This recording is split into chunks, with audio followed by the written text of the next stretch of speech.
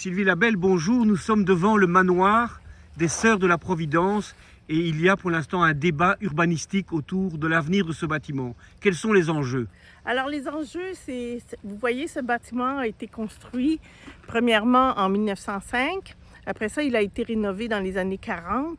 Au début, c'était la première école primaire de Sainte-Adèle. Après, ça a été le couvent pour les Sœurs de la Providence. Donc c'est un bâtiment que tous les Saint-Adélois connaissent. Oui, nous sommes au cœur du village ici. Nous sommes en plein centre-ville, à côté de l'église. Et les citoyens veulent vraiment préserver ce bâtiment historique. Vous avez créé un comité de sauvegarde du bâtiment. Oui, nous avons créé le comité des citoyens unis pour la préservation du couvent des Sœurs de la Providence.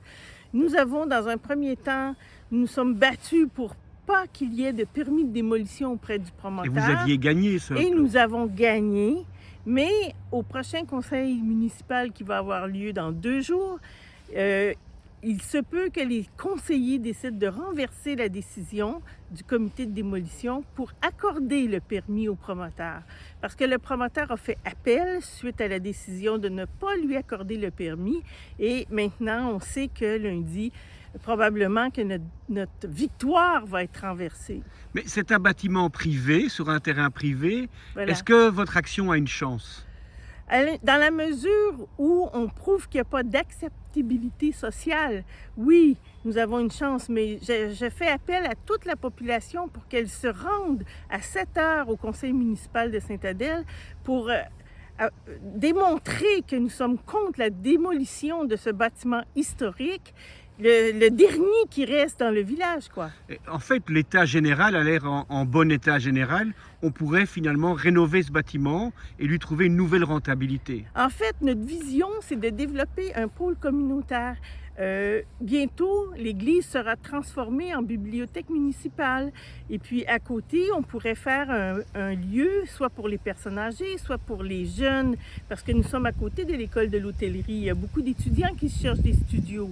Donc, nous pourrions développer une vocation unique, innovante, qui serait un modèle non seulement pour Sainte-Adèle, mais pour toutes les petites villes de la région. Bon, alors, dans votre crédibilité, vous avez été la commissaire au développement économique de la ville de Montréal.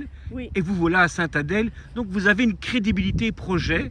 Oui. Et comment vous aimeriez que ce projet se développe?